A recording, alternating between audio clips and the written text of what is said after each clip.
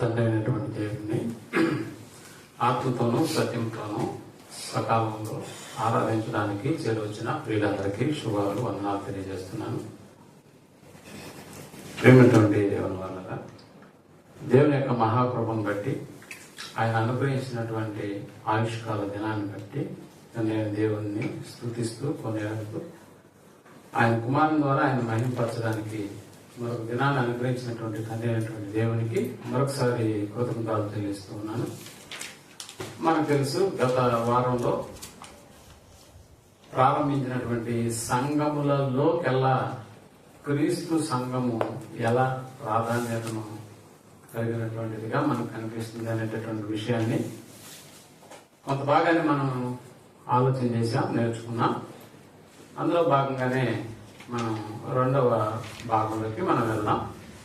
మనకు తెలుసు రాజైన సొలొమోను గారికి వచ్చినటువంటి ఆలోచన కాదు, ఆయన తండ్రి గారైనటువంటి దావీదుకు వచ్చినటువంటి ఆలోచన ప్రకారమే ఆచరణలో పెట్టుటకు సొలొమోను గారు తీసుకున్నటువంటి ఆ నిర్ణయం అనేటువంటి దేవుని యొక్క నిర్ణయంగా ఆయన భావించి దేవాలయాన్ని కట్టడానికి ఆయన పూనుకున్నాడు. అది ఎంతటి గొప్ప దేవాలయంగా ప్రపంచ చరిత్రలో ఇప్పటి వరకు అలాంటి దేవాలయాన్ని మిగిలినటువంటి దేవతలకు కూడా ఎవరు నిర్మించలేదన్న సంగతి మనకు బాగా తెలుసు.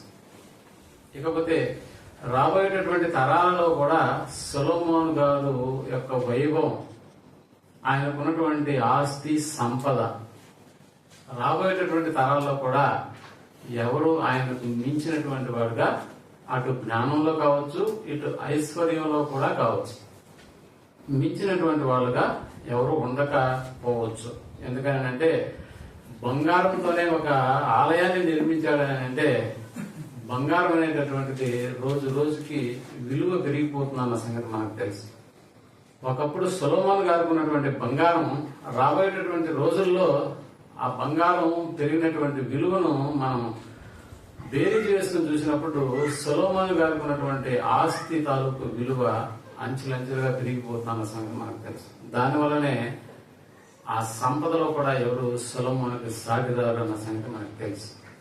అందుకనే సొలొమోను కంటే గొప్పవాడుగా ఎవరు మనకు కనిపిస్తున్నారు కృత నిబంధనలాగానంటే మన రక్షకుడు అయినటువంటి యేసు ప్రభువు వారు.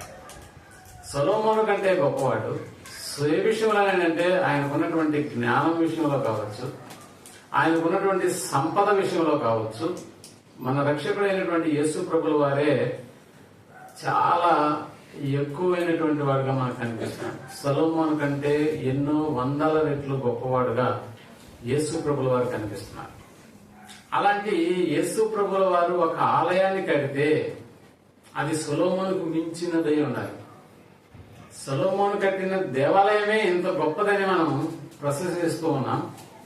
ఎందుకంటే ఆ దేవాలయ నిర్మాణానికి అవసరమైనటువంటి వాటిని ఎన్నో ఆయన తండ్రి గారైనటువంటి దావీదు గారు కూడా చాలా సంపదను సమకూర్చాడన్న సంగతిని కూడా మనకు తెలుసు.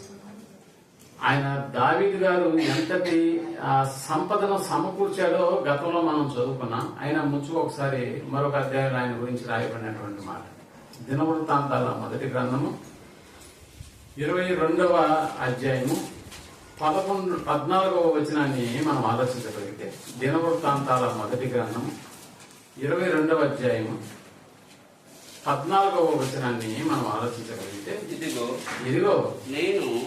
నేను నా కష్ట స్థితిలోనే ప్రయాసపడి యెహోవా మందిరము కొరకు 2 లక్షల మణుగుల బంగారమును 2 లక్షల మణుగుల బంగారము అన్నాడు. 2 లక్షల మణుగులు. ఆ మధ్య మణుగులు అంటే లెక్కేసినారు, ఎవరు నాకు మెసేజ్ పెట్టారు. 2 లక్షల మణుగుల బంగారు. ఒక మణుగు అంటే 6 కేజీలు అన్నట్టుగా నాకు లెక్కలేదు చెప్తున్నారు. సరే, 2 లక్షల మణుగుల బంగారము, 10 కోట్ల మణుగుల వెండిని, 10 కోట్ల అన్నాడు. 10 కోట్ల మణుగుల వెండి, తూచ సత్యము కానంత విస్తారమైన ఎత్తడిని ఇనుమును సమకూర్చి ఉన్నాను. అంటే లెక్కేసడానికి వీలు కాలేదంట. ఇత్తడిని ఇనుమును లెక్కేసేదానికి వీలు కాదు. అందుకనే తూచ సఖ్యము కానంత విస్తారమైన ఇత్తడిని ఇనుమును సమకూర్చి ఉన్నాను, రాములను రాళ్లను కూర్చి ఉంచి తిని నీవు ఇంకను సంపాదించుదువు కాక. సొలొమోనుతో చెప్తున్నాడు, నువ్వు ఇంకా సంపాదిస్తావు, మరియు పని చేయ తగిన విస్తారమైన శిల్పకారులను, కాసే పనివారును, వడ్రవారును, ఏ విధమైన పనినైనను నెరవేర్చగల మంచి పనివారును నీ యొద్ద ఉన్నారు. లెక్కింపలేనంత బంగారమును, వెండియు, ఇత్తడియు, ఇనుములు నీకు ఉన్నవి. కాబట్టి నీవు పని పూనుకొనుము, యెహోవా నీకు తోడుగా ఉండును. దేవుని పని చేయడానికి నువ్వు పూనుకుంటే చాలు, నీకు తోడుగా ఎవరుంటారు? దేవుడు ఉంటాడు. దేవుని పని చేయడానికి నువ్వు అలక్ష్యం చెయ్యి, దేవుడు కూడా నిన్ను అలక్ష్యం చేస్తాడు. దేవుని పని అంటూ ఒక అడుగు ముందుకు వెయ్యి, దేవుడు నీ వెనుకాలే ఉంటాడన్న సంగతి నువ్వు మర్చిపోవద్దు. సొలొమోను గారు కూడా చేసిందరే. నువ్వు ఆయన పని చేయడానికి వెనకాడవద్దు. నువ్వు పూనుకొనుకో, నువ్వు ఆ పనిని పూనుకొనుకో, దేవుడు నీకు తోడుగా ఉంటాడు అని మనకు తెలుసు కదా. ఆయన కట్టించినటువంటి పరిశుద్ధాలయము, అతి పరిశుద్ధాలయము, అందులో నిలవబడినటువంటి కెరూబులు, బంగారంతో వాటిని సిద్ధపరిచినటువంటి ఇవన్నీ కూడా మనకి బాగా గత వారంలో మనం ఆలోచన చేశాం. బంగారపు తెర, గొలుసులతో కట్టబడినటువంటి కట్టం లాంటి గుడ్డ, ఇవన్నీ కూడా సింహాసనం, వీటన్నిటిని కూడా మనం ఆలోచన చేశాం. అతి పరిశుద్ధ స్థలంలో కెరూబులను ఏర్పాటు చేసినాడు. అంతా దేంతో తయారు చేసినాడంటే బంగారంతోనే తయారు చేసినాడు. అతి పరిశుద్ధ స్థలంలో ఏముంటాయి అంటే రాతి పలకలు ఉంటాయి, మన్నా పాత్ర ఉంటది, అహరోను సిగురించినటువంటి కర్ర మనకు కనిపిస్తాయి, ధర్మశాస్త్రం ప్రొత్తులు అందులో ఉంటాయి. ఎంతకాలం యొద్ద సొలొమోను గారు ఈ దేవాలయాన్ని కట్టడానికి పట్టిన కాలం ఎంత అని అంటే 7 సంవత్సరాలే. ఒకసారి మనం 6వ అధ్యాయం 1 రాజుల గ్రంథం 38వ వచనాన్ని మనం ఆలోచించగలిగితే, 1 రాజుల గ్రంథం 6వ అధ్యాయం 38వ వచనాన్ని మనం ఆలోచించగలిగితే, 11వ సంవత్సరము బూలు అను 8వ మాసమున దాని ఏర్పాటు చొప్పున దాని ఉపభాగములన్నిటితోనూ మందిరము సమాప్తమాయను.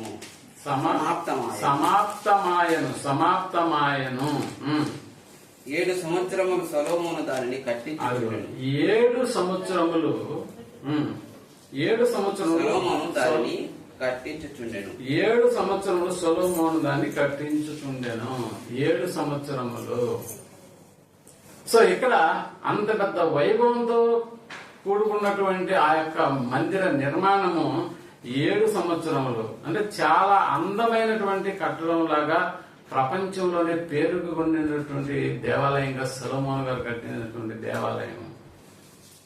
ఇక కట్టబడిన తర్వాత మనకు తెలుసు ఏం జరుగుతుంది అంటే, కట్టబడిన తర్వాత ఓపెనింగ్ అనేటటువంటిది జరుగుతుంది. అంటే కదా, ఒక ఇల్లు కట్టుకుంటాం, అది 6 నెలల్లో 3 నెలల్లో లేకపోతే 1 సంవత్సరానికో దాన్ని పూర్తి చేస్తాం. పూర్తి అయిన తర్వాత వెంటనే దానికి ఒక కార్యక్రమం చేస్తాం. దాన్నే మనం నూతన గృహ ప్రవేశ ఆహ్వానం అని అందరినీ పిలిపిస్తాం. ఇప్పుడు సొలొమోను గారు కట్టినటువంటి ఈ అత్యంత అద్భుతమైనటువంటి దేవుని ఆలయ కట్టడ నిర్మాణం పూర్తయిన తర్వాత ఇప్పుడు దాని ఓపెనింగ్ ఎలా ఉంటుందో మీరు ఆలోచన చేయండి. మాకు తెలుసు మన తరంలో అయోధ్య నిర్మాణం అనేటటువంటిది పూర్తి చేసుకుంది. మన తరం మనం చూసాం కదా. దాని యొక్క ఓపెనింగ్ ఎన్ని రోజులు జరిగింది? 1 రోజే, 2 గంటలే, అంతేనా? ఆ 2 గంటలలో అయోధ్య నిర్మాణం అంటే ఇప్పటి వరకు శ్రీరామునికి దేవాలయం లేదని భారతదేశపు హైందవ సహోదరులు దాన్ని కట్టడానికి పూనుకున్నప్పుడు 100 కోట్ల రూపాయలు విరాళాలు వచ్చాయి. 100 కోట్ల రూపాయలు. దాదాపుగా ఆ ఓపెనింగ్ రోజు చాలా మందికి భోజన ఏర్పాట్లు. ఆ రోజు ఎంతో లెక్క కరెక్ట్గా ఐడియా లేదు నాకు. ఆ రోజుకి అయ్యేటటువంటి భోజన ఖర్చు అంతా మన ప్రభాస్ పెట్టుకున్నాడు. మన హీరో, తెలుగు హీరో ప్రభాస్ భోజన ఖర్చు దాదాపుగా 50,000 కోట్లు, 50 కోట్ల రూపాయలు భోజనం అయ్యేటటువంటి ఖర్చు. అంటే మనకి అయోధ్య టెంపుల్ మనకు బాగా తెలుసు. నిజంగా ఆ రోజు ఓపెనింగ్ చేయడానికి ఎవరు వచ్చారు? మోడీ గారు వచ్చారు. కాబట్టి చాలా మంది ప్రముఖులకు ఆ రోజు ఆహ్వానం అందింది. చాలా మంది ప్రముఖులు అందులోకి హాజరయ్యారంటే హాజరయ్యారు. మరి ఇప్పుడు సొలొమోన్ గారు కట్టించినటువంటి దేవాలయం మనకు తెలుసు కదా. అయోధ్య నిర్మాణంలో ఎక్కడైనా బంగారు వాడారా? ఒకవేళ వాడి ఉంటే ఆయనకు ధరించినటువంటి ఆభరణాలు, ఏదో దండలు, మెడలో వేసుకున్నటువంటి హారాలు ఇవి మాత్రమే బంగారుగా ఉంటాయేమో కానీ నిర్మాణంలో ఎక్కడ బంగారు వాడలేదు. కాబట్టి వాటిని దర్శించుకోవడానికి చాలా మంది అక్కడికి వచ్చినట్లుగా మనకు అర్థమవుతుంది. బట్ సొలొమోన్ గారు కట్టించినటువంటి దేవాలయం ఈ రోజుల్లో ఉన్నటువంటి టెక్నాలజీ ఆ రోజుల్లో లేకపోయినప్పటికీ అత్యంత వైభవంగా దాని యొక్క ప్రారంభోత్సవంలో ఎలా జరిగించాడో ఒకసారి మళ్ళీ దాన్ని కూడా మనం చూద్దాం. రాజుల మొదటి గ్రంథము 8వ అధ్యాయం 42వ వచనాన్ని మనం ఆలోచించగలిగితే, నీ ఘనమైన నామమును గూర్చియు నీ బాహుబలమును గూర్చియు నీవు చాపిన బాహు ప్రసిద్ధిని గూర్చియు విను. వారు వచ్చి ఈ మందిరము తట్టు తిరిగి ప్రార్థన చేసిన ఎడల 62 చదువుతాం, మనకి ఇంకా క్లియర్ గా అర్థమవుతుంది. 62వ వచనం, అంతటా రాజును అతనితో కూడా ఇశ్రాయేలీయుల అందరూ అంతటా రాజును, రాజు అంటే సమూయేలు అన్నమాట. అంతటా సొలొమోను రాజు, అతనితో కూడా ఇశ్రాయేలీయులందరూ యెహోవా సముఖమునందు బలులు అర్పించుచు ఉండగా 22,000 ఎద్దులను 22,000 ఎడ్లు 120,000 గొర్రెలను సొలొమోను సమాధాన బలిగా యెహోవాకు అర్పించాడు. అంటే ఆ రోజు ఎన్ని దిగినాయి అంటారు? మా ఊరికే హౌస్ ఓపెనింగ్ 2 పొట్టేలు దిగితేనే ఎంత గొప్పగా ఉంటుందో మనకు తెలుసు. అలాంటిది ఈ ఆలయం యొక్క ప్రారంభోత్సవం నాడు 22,000 ఎడ్లు 120,000 గొర్రెలను సొలొమోను సమాధాన బలుగా యెహోవాకు అర్పించను. ఈ ప్రకారము రాజును ఇశ్రాయేలు అందరూ యెహోవా మందిరమును ప్రతిష్ఠ చేసిరి.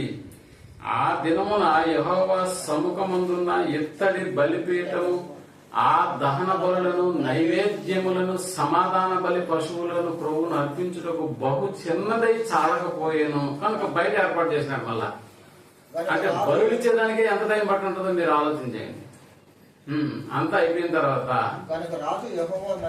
65వ వచనం, మరియు ఆ సమయంలో సొలొమోను అతనితో కూడా ఉన్న ఇశ్రాయేలు అందరూ హామాతునకు పోవు మార్గము మొదలుకొని ఐగుప్తు నది వరకునున్న సకల ప్రాంతముల నుండి వచ్చిన ఆ మహాసమూహమును 2 వారాలు, ఓపెనింగ్ ఎన్ని రోజులంట?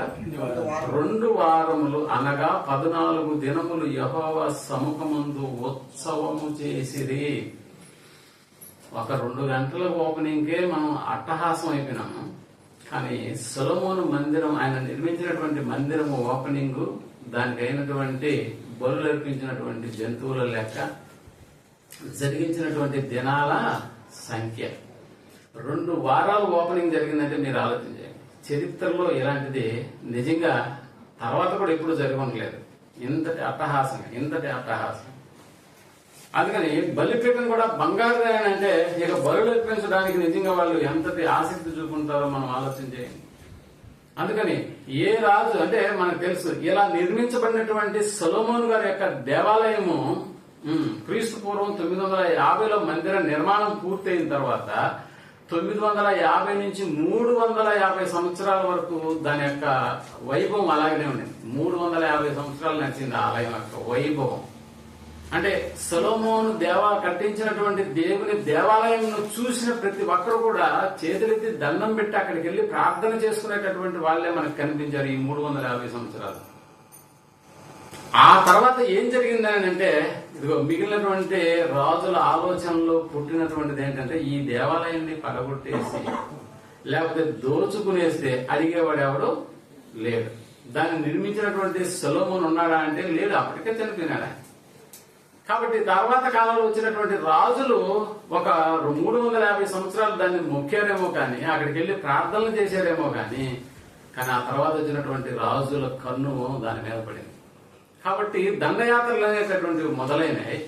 ఎక్కడైనా యెరూషలేము ప్రాంతానికి ఏ రాజు దండెత్తి వచ్చినా కూడా వాళ్ళ టార్గెట్ దేవాలయాన్ని ఏం చేయాలి? పడగొట్టేయాలి.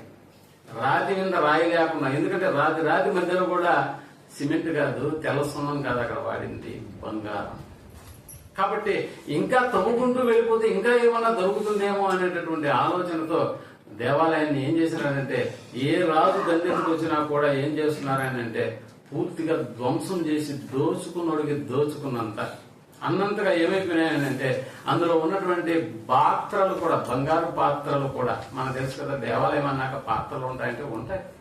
ఆ పాత్రలను కూడా బంగారుతోనే చేయించినట్టుగా మనం గత వారంలో మనం ఆలోచన చేశాం. ఇప్పుడు దండెత్తి వచ్చినటువంటి రాజులు కూడా వేటిని ఎత్తగడం మొదలు పెట్టారని అంటే ఆలయ సంబంధమైనటువంటి పాత్రలను కూడా దోచుకెళ్లారు. మీకు బాగా తెలుసు దానియేలు గ్రంథంలో ఒకసారి 4వ అధ్యాయం 5వ అధ్యాయం 22వ వచనాన్ని మనం ఆలోచిస్తే ఆ పాత్రలు దోచుకుని వెళ్ళినటువంటి బెల్షెజర్ అనేటటువంటి రాజు ఏటిని వాడుతున్నాడు, ఎలా వాడుతున్నాడు అని ఇక్కడ రాయబడినటువంటి మాటలను బట్టి మనం అర్థం చేసుకోవచ్చు. దానియేలు గ్రంథం 5వ అధ్యాయం 22వ వచనాన్ని మనం ఆలోచించగలిగితే, బెల్షెజరు అతని కుమారుడవగ నీవు ఈ సంగతి అంతయు ఎరిగి ఉండి నీ మనస్సును అణుచుకొనక పరలోకమందున్న ప్రభువు మీద నిన్ను నీవే హెచ్చించుకుంటేవి. ఎట్లనగా నీవును నీ అధిపతులను నీ రాణులను నీ ఉపపత్నులను, అదిగో నీ ఉపపత్నులను ఎంతమంది అంటే ఎంతమంది కూడుకున్నారు అక్కడ? నీ అధిపతులను, నీవును, నీ రాణులు, నీ ఉపపత్నులను దేవుని ఆలయ సంబంధముగు ఉపకరణములలో ద్రాక్షారసము పోసి తాగవలనని వాటిని తెచ్చి ఉంచుకుని వాటితో తాగుచు. చూసారా? అంటే ఏంటి వాడుతున్నాడు ఇప్పుడు? ఆ రోజు సొలొమోను దేవాలయంలో నుంచి కొట్టుకొచ్చిలా ఆ పాత్రలు దాన్ని ఈ రోజు పార్టీ ఉంది మనకన్నాడు. అట్లా అన్నమాట. ఆలయ సంబంధముగు పాత్రలలో ఏం చేస్తున్నాడు? ఇప్పుడు ద్రాక్షారసం పోసి ఏం చేస్తున్నాడు? విందు చేసుకుంటున్నాడు. అప్పుడే కదా ఒక చెయ్యి వచ్చి మెనే టికెల్ ఉపాసిస్ అనేటటువంటి పదం. అంటే దీన్ని బట్టి మనకు ఏమర్థం అవుతుందంటే సొలొమోను గారు క్రీస్తుకు పూర్వం 950 సంవత్సరంలో కట్టబడినటువంటి బంగారు దేవాలయం 350 సంవత్సరాలు నిలబడిన తర్వాత ఒక్కొక్క రోజు దాని మీద దండయాత్ర చేసి ఉన్నటువంటి వాటన్నిటిని దోచుకుని వెళ్ళిపోతున్నాడు. మనకు తెలుసు. అంటే ఎన్నిసార్లు దోచుకున్నా కూడా ఒక ఏటీఎం లాగా కనిపిస్తుంది యెరూషలేం పట్టణం. ప్రతి రాజు ఒక ఏటీఎం లాగా కనిపిస్తుంది. కాబట్టి ఎప్పుడు సంపద అవసరమైతే అప్పుడు మళ్ళా యెరూషలేం మీదకి దండెత్తి వెళ్లేది, దేవాలయాన్ని దోచుకుని వచ్చేసి ఇలాంటి కార్యక్రమం జరుగుతూ ఉంది. అయితే ప్రేమటువంటి వాళ్ళరా, ఇక్కడ మనకు బాగా తెలుసు సొలొమోను గారు కట్టినటువంటి దేవుని యొక్క దేవాలయం కట్టిన వాడు సొలొమోను. దాన్ని పడగొట్టినటువంటి వాళ్ళు ముఖ్యమైనటువంటి నెబుకద్నెజరు. దండులు ఎత్తుకుంటూ 3 సార్లు దండెత్తుకుని ఆ దేవాలయ సంబంధమైనటువంటి వాటన్నిటిని దోచుకొచ్చినటువంటి వాడు. అంటే కట్టినటువంటి వాడేమో సొలొమోను, కానీ దాన్ని పడగొట్టినటువంటి వాడు ఎవరు అని అంటే నెబుకద్నెజరు రాజు. మనకు తెలుసు కదా, మన తరంలో కూడా అశోకుడు చెట్లు నాటించాడు అన్న సంగతి మనకు తెలుసు. కానీ వాటిని నరికించినటువంటి వాడు ఎవరు? వీరప్ప. అశోకుడు చెట్లు నాటించాడు, వీరప్పని ఏం చేసేవాడు? వాటిని చెట్లను నరికేసేటటువంటి పద్ధతిని ఓడి ఏర్పాటు చేసుకున్నాడు. ఆ పనేమిలే, ఆయనేమో నాటించుకుంటా వెళ్తా ఉన్నాడు, వీరప్పని మాత్రం నరికించుకుంటూ వెళ్తున్నాడు. సో మనకు తెలుసు ఆ తర్వాత కాలంలో బబులోను సామ్రాజ్యం వచ్చింది, మాదియా పారసీక సామ్రాజ్యం వచ్చింది. ఆ తర్వాత కోరేషు పరిపాలనలో యూదులందరూ మళ్ళా ఆ దేవాలయాన్ని తిరిగి కట్టడానికి పూనుకున్నారు. అంటే ఆ దేవాలయాన్ని మళ్ళా కట్టడానికి పూనుకున్నప్పుడు కోరేషు రాజు పర్మిషన్ ఇచ్చిన తర్వాత జెరుబ్బాబెలు అనేటటువంటి ఆయన నాయకత్వంలో చాలా మంది యూదులు దేవాలయ నిర్మాణానికి తిరిగి కట్టడానికి ప్రారంభించారు. నిజంగా ఆ తిరిగి కట్టిన తర్వాత దాని మళ్ళా ఓపెనింగ్ లో అక్కడ ఉన్నటువంటి కొంతమంది పెద్దలు దాన్ని చూసి ఏడ్చినట్టుగా మనకు అర్థం అవుతుంది. ఒకసారి ఈ సంగతిని కూడా మనం ఆలోచన చేసి ముందుకెళ్దాం. ఎజ్రా గ్రంథము 3వ అధ్యాయము 8వ వచనాన్ని మనం ఆలోచించగలిగితే, ఎజ్రా గ్రంథము 3వ అధ్యాయం 8వ వచనాన్ని మనం ఆలోచించగలిగితే, ఎజ్రా గ్రంథము 3వ అధ్యాయం 8వ వచనాన్ని మనం ఆలోచించగలిగితే, యెరూషలేములో ఉండు దేవుని యొక్క మందిరమునకు, అది యెరూషలేములో ఉండు దేవుని యొక్క మందిరమునకు వారు వచ్చిన 2వ సంవత్సరము 2వ నెలలో షయల్తీయేలు కుమారుడైన జెరుబ్బాబెలును యాజాదాకు కుమారుడైన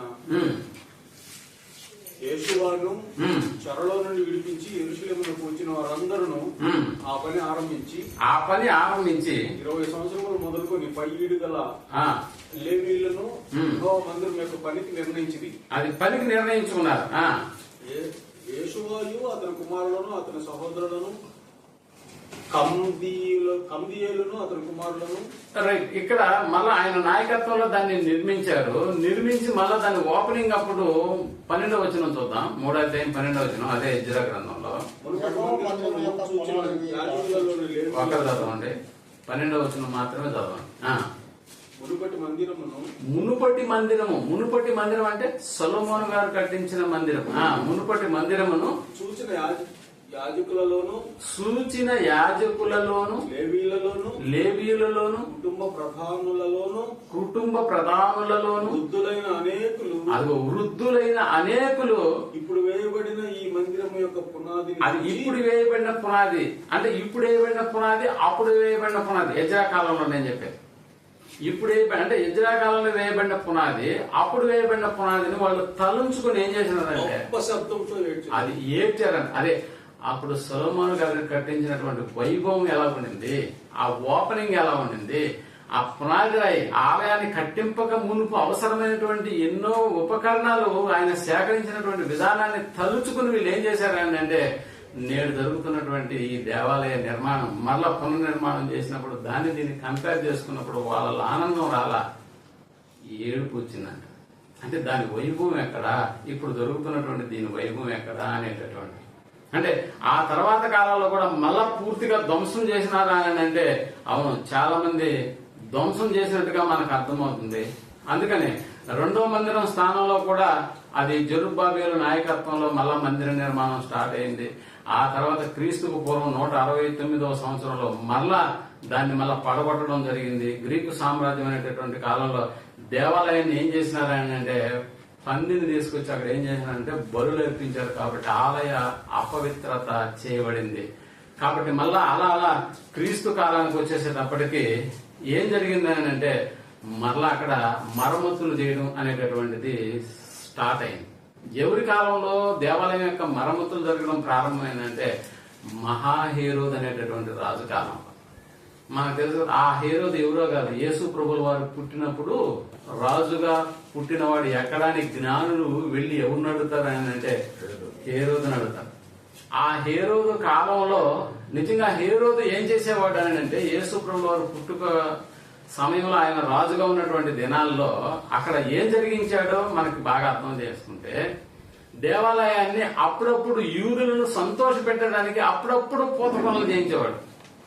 అప్పుడప్పుడు యూదుల యొక్క సహకారం అతనికి కావాలి అనుకున్నప్పుడల్లా అతను ఏదో ఒక మూల మళ్ళా మందిర నిర్మాణాన్ని అలా ఏం చేశాడు, టచ్అప్లు చేసుకుంటా వచ్చేసాడు. అలా ఎన్ని సంవత్సరాలు కట్టించాడు ఆయన కూడా ఆయన అంటే 46 సంవత్సరాలు కట్టించారు. మనకు తెలుసు కదా, యేసు ప్రభుల వారు ఆ దేవాలయం వెళుతూ ఉన్నప్పుడు ఈ దేవాలయాన్ని పడగొట్టండి, దీన్ని నేను 3 దినాల్లో తిరిగి నిర్మిస్తాను అన్నప్పుడు అక్కడ ప్రజల నుంచి వచ్చినటువంటి మాట మనకు తెలుసు. ఎలాంటి మాట మాట్లాడారు? 46 సంవత్సరాలు దీన్ని కట్టినారే, అదేనా? ఒకసారి యోహాను సువార్త 2వ అధ్యాయం 29వ వచనాన్ని మనం ఆలోచించాం. 29వ వచనం 2వ అధ్యాయం యోహాను సువార్త 2వ అధ్యాయం 29వ వచనాన్ని మనం 20వ వచనాన్ని మనం ఆలోచించగలిగితే యూదులు ఈ దేవాలయం 46 సంవత్సరాలు కట్టిదే, 46 సంవత్సరాలు కట్టిదే అన్నాడు. 46 అంటే జెరుబ్బాబెలు నాయకత్వంలో 20 ఏళ్లు పట్టింది. సొలొమోను గారి నాయకత్వంలో ప్రారంభంలో 7 సంవత్సరాలు పట్టింది. జెరుబ్బాబెలు ఆ తర్వాత వచ్చినటువంటి యెజ్రా వీళ్ళందరి నాయకత్వంలో 20 సంవత్సరాలు దాని యొక్క నిర్మాణం జరిగింది. కానీ మహాయేరోదు కాలంలో 46 సంవత్సరాలు ఏం చేస్తా వచ్చినారంటే దానికి తుది మెరుగులు తిరుగుతా వచ్చారు, కానీ దాన్ని పూర్తి చేయలేదు. కాబట్టి ఇక్కడ ప్రజలు ఏమంటున్నారు అంటే 2వ అధ్యాయం 20వ వచనం యోహాను సువార్త, యూదులు ఈ దేవాలయము 46 సంవత్సరములు కట్టిదే, నీవు 3 దినములలో దాన్ని లేపుదువా, 3 దినములలో దాన్ని నువ్వు లేపుదువా, 3 దినాల్లో దాన్ని నువ్వు లేపుతావా అని అన్న. అంటే యేసు ప్రభుల వారు చెప్పింది ఏ దేవాలయాన్ని గురించో అక్కడ మనకు బాగా తెలుసు. ఏ దేవాలయాన్ని గురించి చెప్పాడు ఆయన? అయితే ఆయన దేహం అనే దేవాలయాన్ని గురించి అక్కడ మాట్లాడినట్టుగా మనకు అర్థమవుతుంది. అంటే ఆ తర్వాత కాలాల్లో యేసు కట్టినటువంటి దేవాలయము నిజంగా ఇక్కడ యేసు ప్రభుల వారు నిర్మించినటువంటి దేవాలయం ఇక్కడి నుంచి మనకు ప్రారంభమవుతుంది అన్నట్టుగా మనం అర్థం చేసుకోవచ్చు. నిజంగా చెప్పాలంటే సొలొమోను కట్టినటువంటి దేవాలయానికి సంబంధించినటువంటి ఏమన్నా లేఖనాలు లేకపోతే దేవుడు ఏమన్నా ముందుగా వాటి గురించి సొలొమోను నా బిడ్డ నా కొరకు దేవాలయాన్ని కడతాడని ఏమన్నా ప్రవచనాలు ఏమన్నా రాశాడని అంటే ఆ దేవాలయాన్ని గురించి ఎక్కడ మనకి ప్రవచనాలు ప్రవక్తల లేఖనాలు మనకి ఎక్కడా కనిపించవు. కానీ యేసు ప్రభుల వారు నిర్మిస్తారు అలాంటి ఆ యొక్క మందిరమే నిజంగా చాలా గొప్పదిగా ఉంటుందన్న సంగతిని గురించి ఎంతో మంది ప్రవక్తలు యేసు ప్రభుల వారు నిర్మించబోయేటటువంటి దేవాలయాన్ని గురించి ప్రవక్తలు కూడా తమ యొక్క ప్రవచనాలలో దాని గురించి ప్రస్తావించారా అని అంటే ప్రారంభం నుంచే ప్రస్తావించినట్లుగా మనకు అర్థమవుతుంది. మనకు తెలుసు కదా ఆది కాండము ఈ కాండాలన్నీ రాసింది ఎవరని అంటే మోషే కూడా యేసు ప్రభుల వారిని గురించి ప్రస్తావించాడా అని అంటే చాలా చక్కగా ప్రస్తావించాడు. ఎక్కడ ప్రస్తావించాడు? యేసు ప్రభుల వారు తాను కట్టబోయేటటువంటి మందిరాన్ని గురించి ఎక్కడ ప్రస్తావించాడంటే ఒకసారి మనం ఆది కాండము 3వ అధ్యాయము 15వ వచనాన్ని మనం ఆలోచించగలిగితే ఆది కాండం 3వ అధ్యాయం మరియు 15వ వచనాన్ని మనం ఆలోచించగలిగితే మరియు నీకును స్త్రీకిని నీ సంతానమునకును ఆమె సంతానమునకును వైరము కలగజేసేదను. అంటే ఇక్కడ అపవాదికి చెప్తాను నీ సంతానానికి స్త్రీ సంతానానికి ఏం చేస్తాడంట? వైరము కలగజేసేదను అని చెబుతూ అది నిన్ను తల మీద కొట్టును అన్నాడు. నిన్ను తల మీద కొట్టును. అది అన్న దగ్గర 1వ నెంబర్ వేసి ఉంటుంది. అది ఇప్పుడు అది అన్న స్థానంలో 1వ నెంబరు ఏమై ఉందో దాన్ని పెట్టి చదవం. ఆయన నిన్ను తల మీద కొట్టును. ఆయన అని ఎవరైనా యేసుక్రీస్తు గురించి చెప్పబడినటువంటి మాట. అది అన్న దగ్గర 1వ నెంబర్ ఉంటుంది. అది అంటే ఆయన నిన్ను తల మీద కొట్టును. యేసు ప్రభుల వారు తల మీద కొడతాడా? మనకు తెలుసు. అపవాదిని నిజంగా తల మీద కొట్టేటటువంటి మనకు తెలుసు కదా. ఆ పామును శపించేటప్పుడు ఇలాంటి మాటలు పామును ఉద్దేశించి ఒకవేళ మాట్లాడితే నిజంగా మనం పామును చంపాలంటే ముందుగా దేన్ని తీసుకుంటాం? తోక పట్టుకుని నరికేస్తే తల ఏం చేస్తుంది? వెంటనే మళ్ళా మన మీదకి తిరగబడుతుంది. కాబట్టి ఒక పామును చంపాలని అంటే నిజంగా మనం దేన్ని ముందుగా పట్టుకోవాలి లేకపోతే దేన్ని ముందుగా చెత్త కొట్టాలి అని అంటే తలనే కొట్టాలి. కాబట్టి ఇక్కడ యేసు ప్రభుల వారిని ఉద్దేశించి ఇక్కడ ఈ యొక్క పత్రిక ఈ యొక్క కాండాలు రాసినటువంటి మోషే గారు ఎవరిని ఉద్దేశించి ఇక్కడ మాట్లాడుతున్నాడు అని అంటే ఆయన అన్న పదాన్ని వాడు. అంటే ఆయన ఏం చేస్తాడంట? తల మీద కొడతాడు, నీ తల మీద కొడతాడు అనేటటువంటిది. సో ఇక్కడ మనకు తెలుసు దాని యొక్క బలం, పాముకున్నటువంటి బలం తలలో ఉంటే ఆ తలనే చెత్తగొట్టినటువంటి సామర్థ్యం కలిగినటువంటి వాడిగా యేసు ప్రభుల వారికి మనకు కనిపిస్తున్నాడు అన్న సంగతి. అంత మాత్రమే కాదు, ఒకసారి మళ్ళా ఆది కాండంలోకి వెళ్లి మనం ఆలోచించగలిగితే ఒకసారి 49వ వచనాన్ని కూడా మనం ఆలోచించగలిగితే ఆది కాండము 49వ అధ్యాయం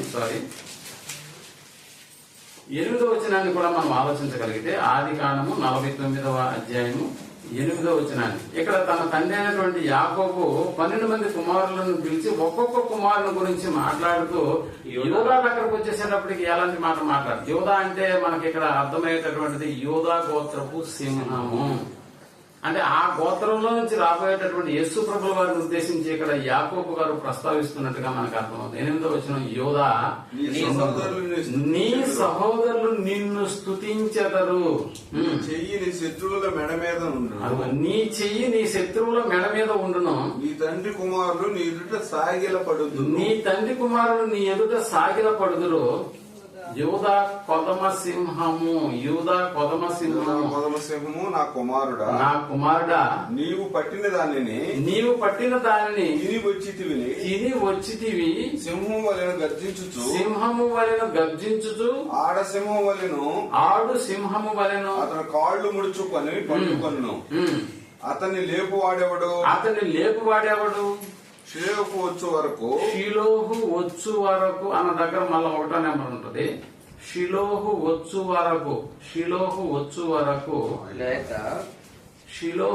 వరకు అంటే అక్కడ ఏమని అర్థం? లేక అతడు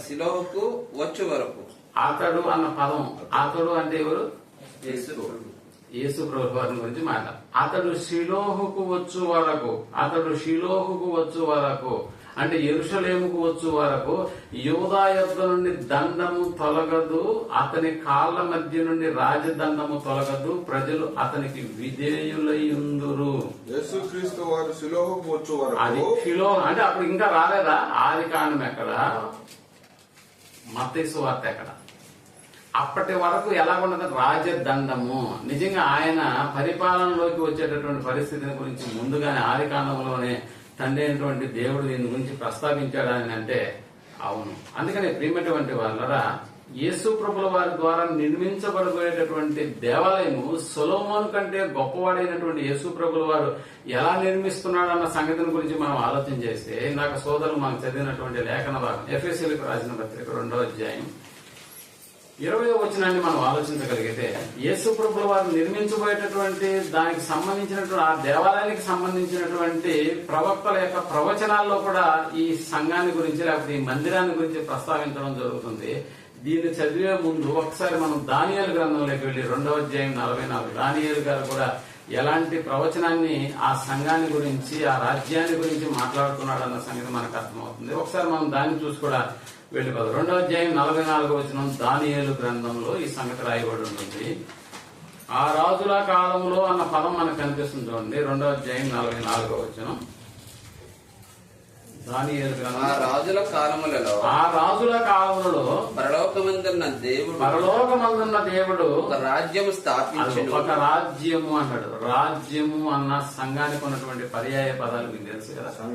రాజ్యము అన్న, సంఘము అన్న, దేవుని కుటుంబము అన్న, దేవుని ఇల్లు అన్న, అన్ని సంఘానికి పర్యాయ పదాలుగా మనకు కనిపిస్తున్నాయి. అందుకని చెప్తున్నాడు దానియేలు గారితో కూడా ఈ ప్రవచనాన్ని పలుకుతూ చెప్పబడుతున్నటువంటి మాట, ఆ రాజుల కాలంలో దేవుడు ఒక రాజ్యమును స్థాపించును, దానికి అన్నటికి నాశనము కలగదు అన్నాడు.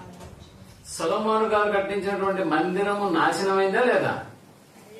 బట్ యేసు ప్రభుల వారు ద్వారా కట్టింపబోయేటటువంటి ఆ మందిరానికి ఏమి లేదంట, నాశనము జరగదు.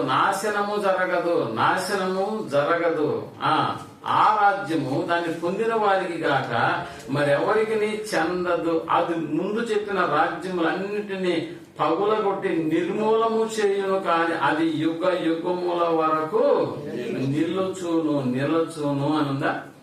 అంటే యేసు ప్రభుల వారు నిర్మించబోయేటటువంటి ఆ మందిర నిర్మాణం ఎలా జరుగుతుందంటే దానికి అన్నిటికీ మొట్టమొదటికి ఏముండదు, నాశనము ఉండదు. అది అక్షయమైనటువంటిది. అది క్షయమైపోయింది.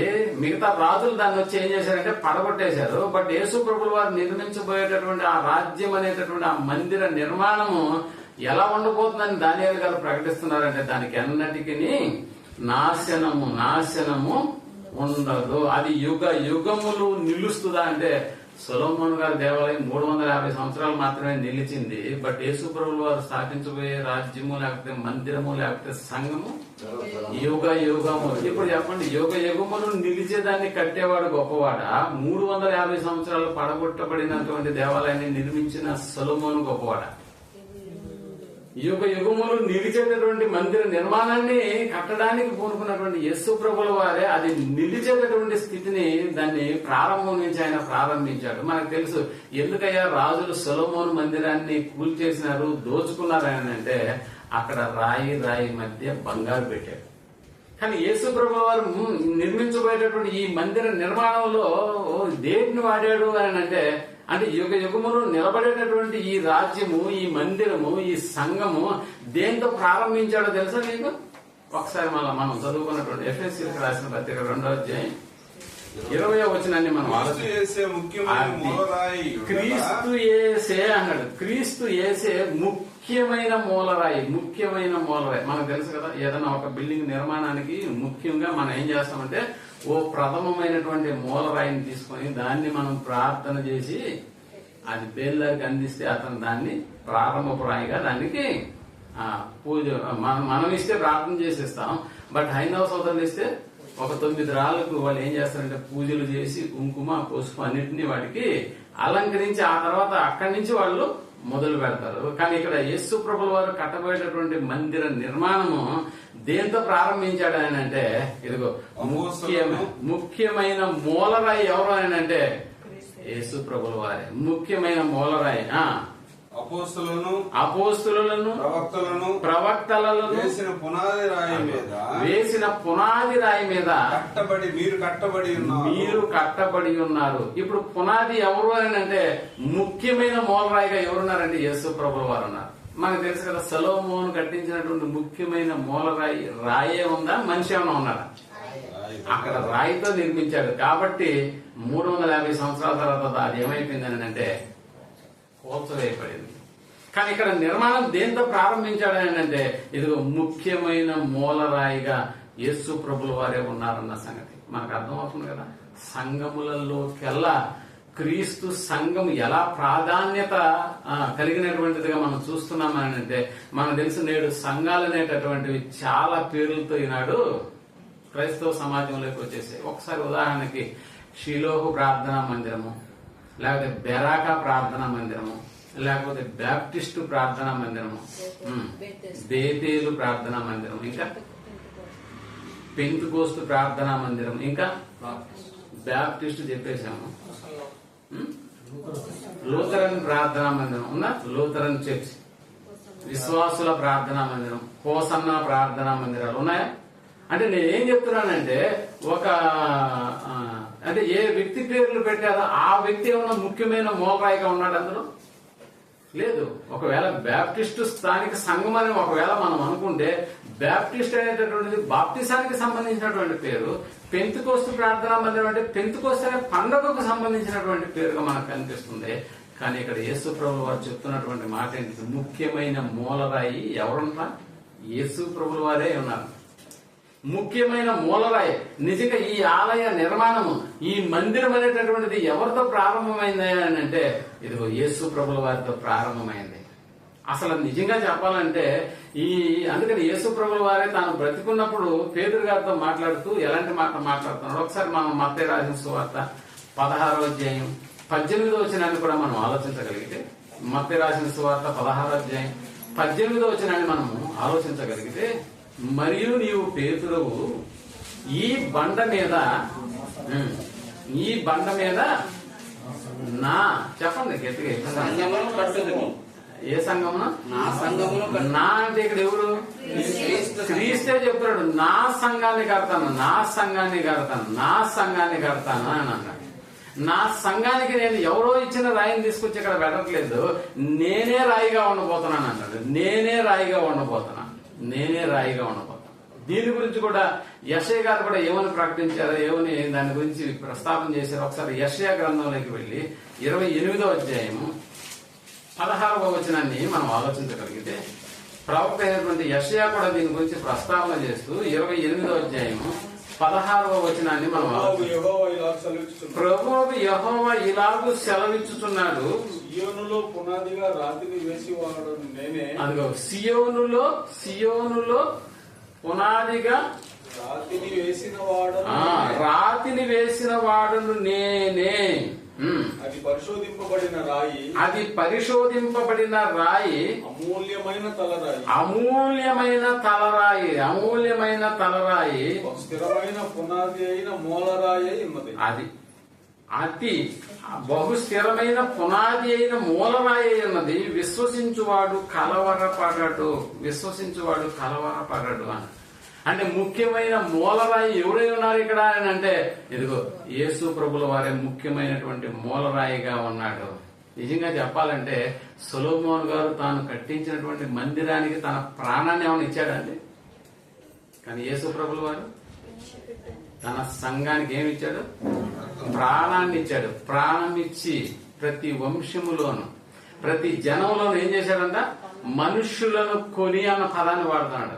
రక్తం ఇచ్చి అన్నాడు. ప్రియమైనటువంటి అక్కడ బంగారంతో నిర్మించాడేమో, కానీ ఇక్కడ రక్తంతో అన్న పదాన్ని వాడుతున్నాడు.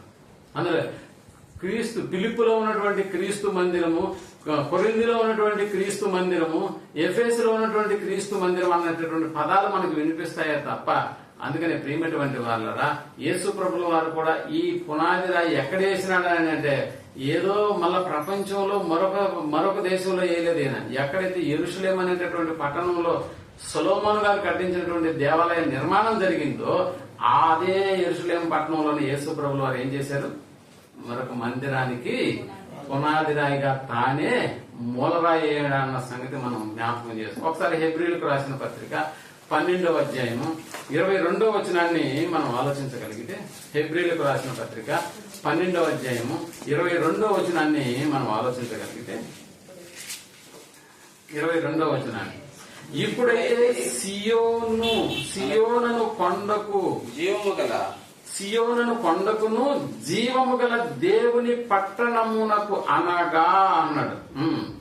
పరలోకపు యెరూషలేమునకును వేల కొలది దేవదూతల యొద్దకును పరలోకమందు వ్రాయబడి ఉన్న జ్యేష్ఠుల సంగమునకును వారి మహోత్సవమునకును అందరి న్యాయాధిపతి అయిన దేవుని యొద్దకును సంపూర్ణ సిద్ధి పొందిన నీతిమంతుల ఆత్మల యొద్దకును.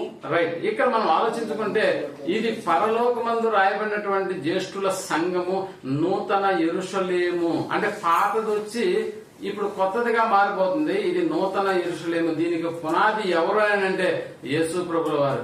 ఎప్పుడు ప్రారంభించాడే ఈ సంఘాన్ని అని అంటే మనకు తెలుసు, ప్రారంభంలో క్రీస్తు శకం 33వ సంవత్సరంలో పేతురు ప్రసంగించినటువంటి ఆ ప్రసంగంలో అందులో మారు మనసు పొంది తిరిగి బాప్తిసం పొందినటువంటి 3,000 మందితో ఈ స్థానిక సంఘం అనేటటువంటిది ప్రారంభమైందా లేదా అంటే ప్రారంభమైంది. ఇది మనుష్యులతో కట్టేటటువంటి మందిరం. ప్రియమైనటువంటి వాళ్ళు ఆనాడు నిర్జీవమైనటువంటి రాళ్లతో సొలొమోను గారు నిర్మించారు కాబట్టి ఇదిగో 350 సంవత్సరాల తర్వాత పడగొట్టబడింది. బట్ ఈ దేవాలయము మనుషులతో కట్టబడుతున్నాడు. ఒకసారి మనం 1 పేతురు రాసిన పత్రిక 2వ అధ్యాయం 4-5 వచనాలను మనం ఆలోచించగలిగితే, పేతురు రాసిన 1 పత్రిక 2వ అధ్యాయము 4, పేతురు రాసిన 2వ పత్రిక 1 పత్రిక 2వ అధ్యాయం 4-5 వచనాలను మనం ఆలోచించగలిగితే, మనుషుల చేత విసర్జింపబడినను దేవుని దృష్టికి ఏర్పరచబడినది, అదిగో దేవుని దృష్టికి ఏర్పరచబడినది, అమూల్యమును సజీవమును అయిన రాయియగు ప్రభువునొద్దకు వచ్చిన వారై యేసుక్రీస్తు ద్వారా దేవునికి అనుకూలములకు ఆత్మ సంబంధమైన బలులు అర్పించుటకు పరిశుద్ధ యాజకులుగా ఉండునట్లు మీరును సజీవమైన రాళ్ళవలె నుండి, ఎలాగున్నారంట, మీరును సజీవమైన రాళ్లవలే ఉండి ఆత్మ సంబంధమైన మందిరముగా కట్టబడుచున్నారు. ఆత్మ సంబంధమైన సజీవమైనటువంటి రాళ్ళు. యెరూషలేము నిర్మాణం జరిగింది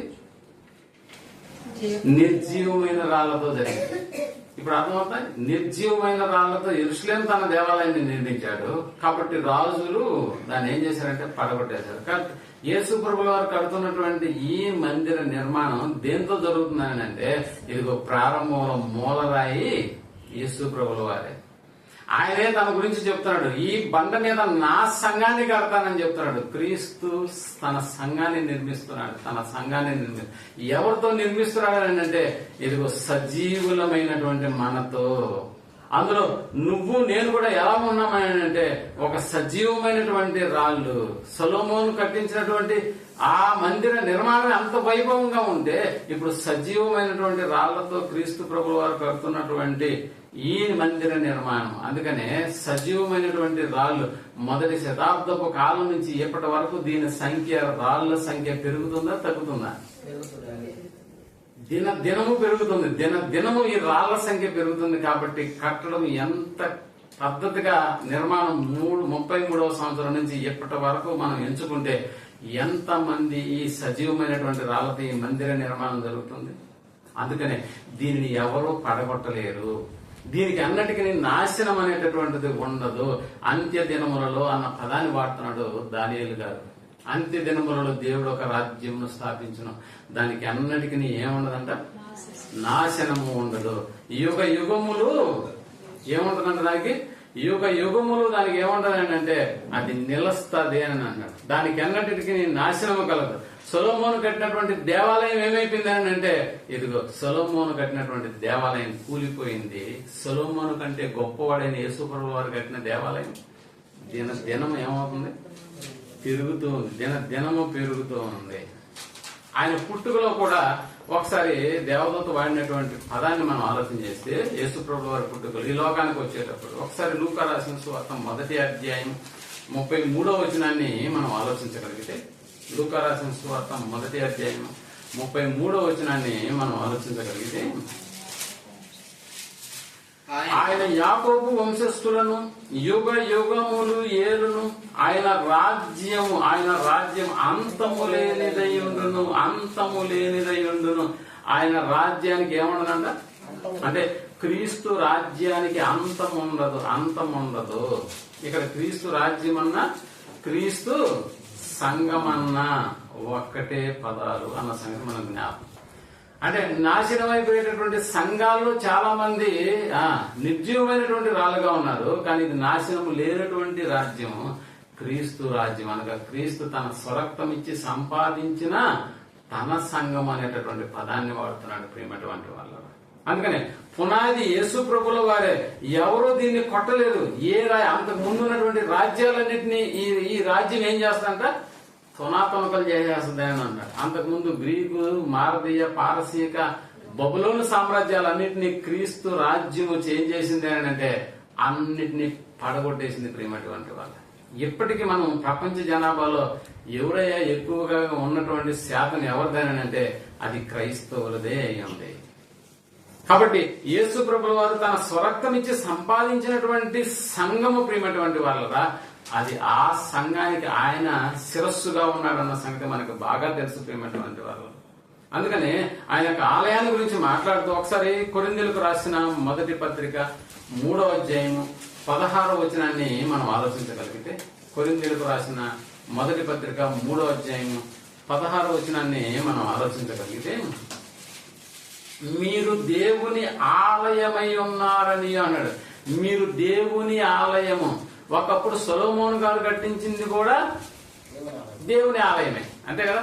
ఏ ప్రజలైతే ఇక్కడికి వచ్చి ప్రార్థనలు చేస్తారో, ఎవరైతే ఇక్కడికి వచ్చి తమ యొక్క విన్నపాలు కోరుకుంటారో వాటన్నిటినీ తీర్చమని ఈ యొక్క మందిరాన్ని కడుతున్నానే తప్ప నువ్వు వచ్చి ఇందులో నివాసం ఉండడానికి కాదయ్యా అన్న సంగతి సొలొమోను గారి దాని ప్రారంభోత్సవం నాడు ప్రార్థన చేసిన దాఖలాలు మనకు తెలుసు.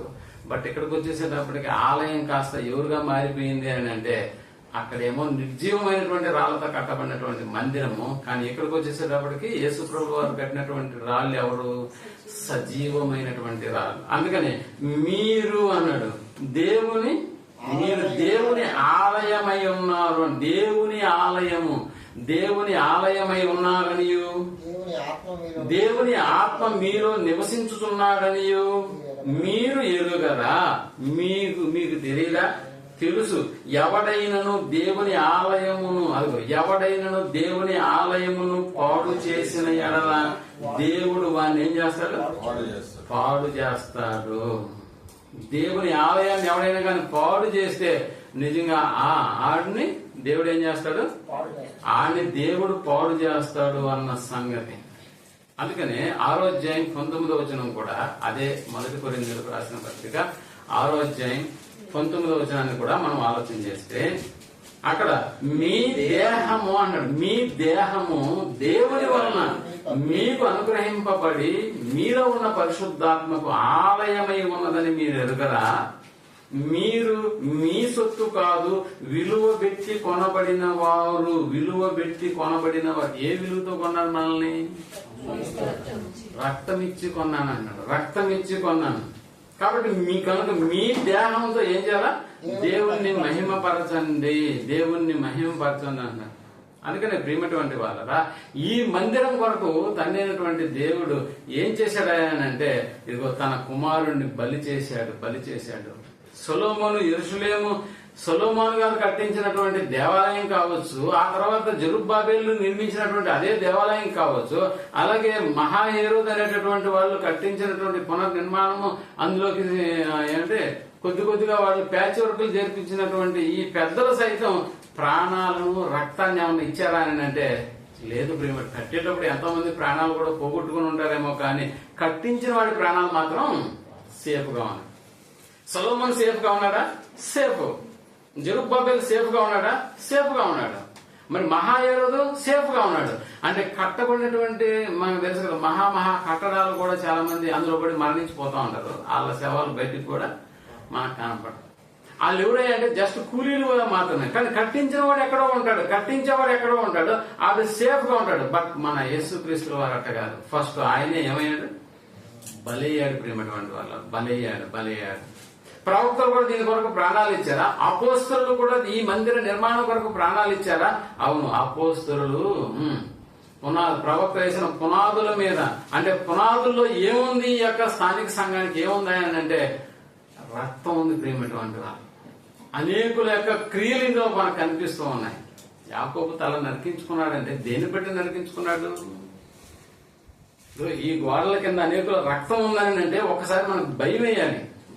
నేను చెప్పేది ఈ గోడలు కాదు, దేవుని మందిరం అనగా యేసు ప్రభువు వారు తన స్వరక్తం ఇచ్చి సంపాదించిన ఆ రక్తంతో కట్టబడినటువంటి సజీవమైనటువంటి రాళ్లుగా ఈనాడు మనం కనిపిస్తున్నామే. కానీ ఎంతమంది సజీవమైనటువంటి రాళ్లలో పడి ఏమైపోయినారని అంటే తమ రక్తాన్ని చిందించారు. ప్రేమటువంటి వారు దీని యొక్క పునాదులు వెనకాల ఏముందని అంటే నిజంగా అనేక మంది రక్తాలు చిందించి, మనకు తెలుసు కదా, సొలొమోను మందిర నిర్మాణాన్ని దావీదు గారు కట్టాలనుకున్నప్పుడు దావీదుకి దేవుడు చెప్పినటువంటి మాట ఏంటంటే, నువ్వు అనేక మంది రక్తాలు నువ్వేం చేశావు?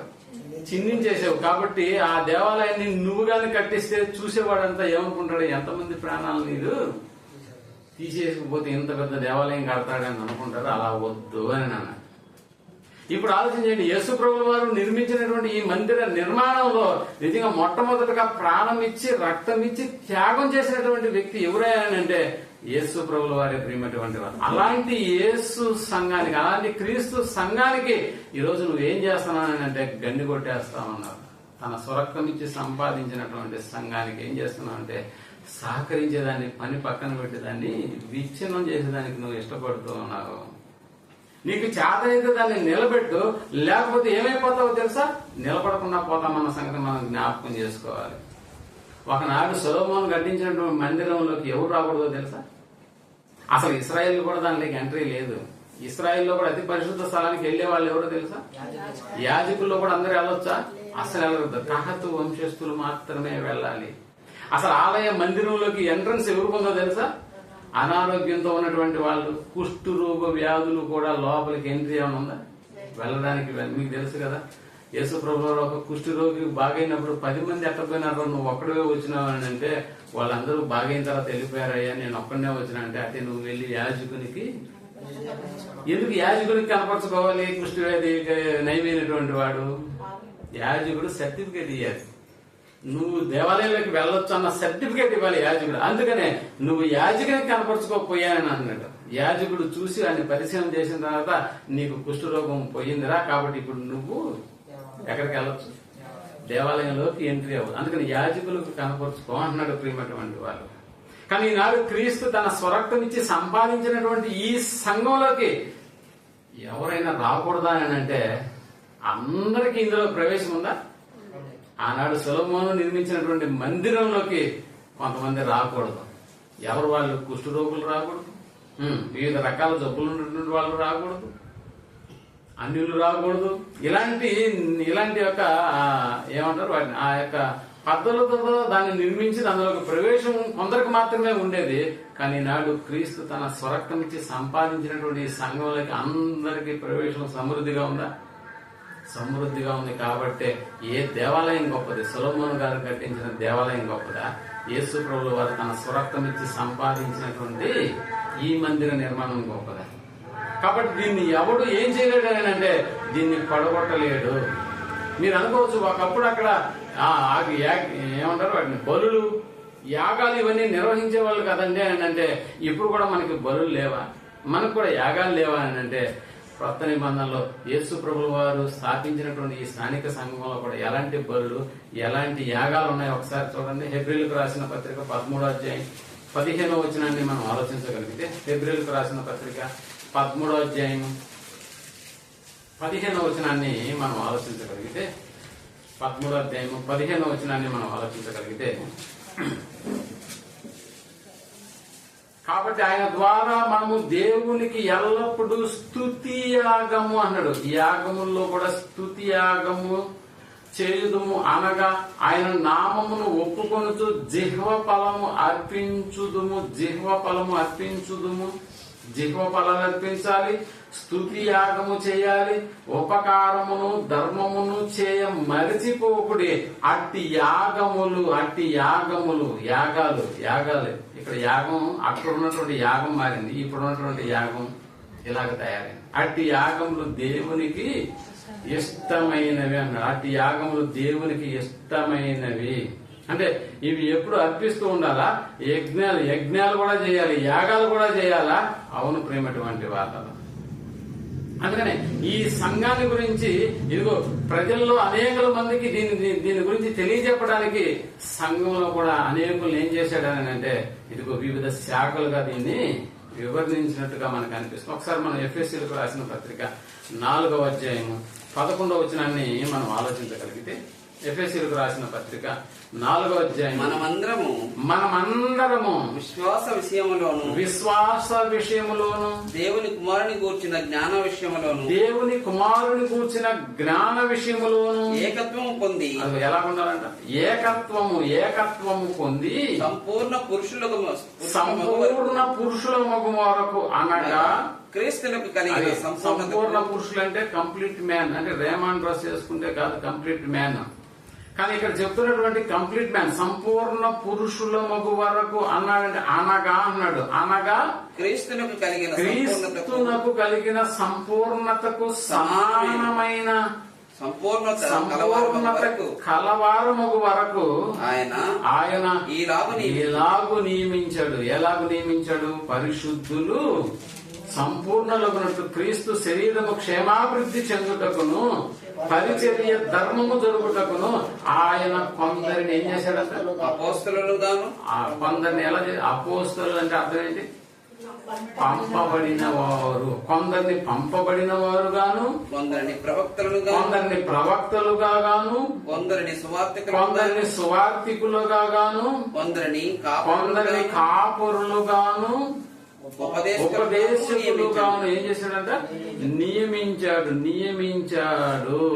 అంటే సంఘంలో ఇలాంటి వాళ్ళు ఉంటేనే సంఘాన్ని ఏం చేస్తారని అంటే అభివృద్ధి చేస్తారు. నువ్వు సువార్థికుడువా, లేకపోతే నువ్వు ఉపదేశించేటటువంటి వాడవా, నువ్వు పరిచర్య ధర్మం జరిగించేటటువంటి వాడవా, ఇవన్నీ దేని వరకు ఇలా దేవుడు డిజైన్ చేశాడని అంటే సంఘము క్షేమాభివృద్ధి చెందాలి. ఇంకా అనేకులు సజీవమైనటువంటి రాళ్లుగా ఇందులో అమర్చబడుతూ రావాలి. అందుకనే ఇదే విషయాన్ని పౌలు గారు కూడా 1 కొరింథీయులకు రాసిన పత్రిక 12వ అధ్యాయము 28వ వచనాన్ని మనం ఆలోచించగలుగుతాం. 12:28 మొదటి కొరింథీ 12:28. మరియు దేవుడు సంఘములో మొదట కొందరిని ఇదే విషయాన్ని కదా మొదట కొందరిని ఏం చేశారంట? అపోస్తలులు గాను, పిమ్మట కొందరిని ప్రవక్తలను గాను, పిమ్మట కొందరిని బోధకులు గాను, అటు పిమ్మట కొందరిని అద్భుతములు చేయువారిగాను, తర్వాత కొందరిని స్వస్థపరములు గలవారిగాను, కొందరిని ఉపకారములు చేయువారిని గాను, కొందరిని ప్రభుత్వములు చేయువారిని గాను, కొందరిని నానా భాషలో మాట్లాడు వారిని గాను నియమించను. ఇది మొదటి శతాబ్దపు క్రైస్తవ సంఘానికి అనగా క్రీస్తు సంఘానికి ఆ రోజు అద్భుతాలు కూడా జరిగించారా అని అంటే జరిగించినటువంటి దాఖలాలు మనకు కనిపిస్తున్నాయి. అద్భుతములు అంటే అక్కడ చెప్తాడు అందరూ అపోస్తలులా? కాదు. ఇక్కడ ఉన్నటువంటి మనం అందరూ పాటలు పాడగలుగుతారా?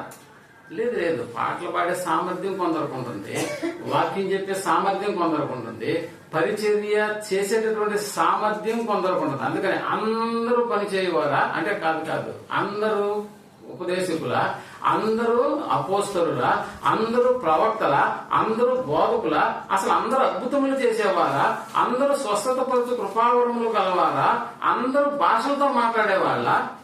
కాదు కాదు, కృపావరాలు నానా విధాలుగా ఉన్నాయి అని మాట్లాడు.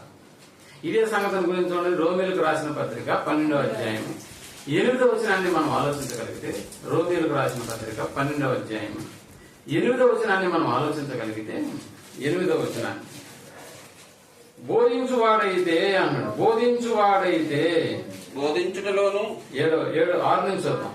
మనకు అనుగ్రహింపబడిన కృప చొప్పున వేరు కృపావరములు కలిగిన వారమై ఉన్నాము.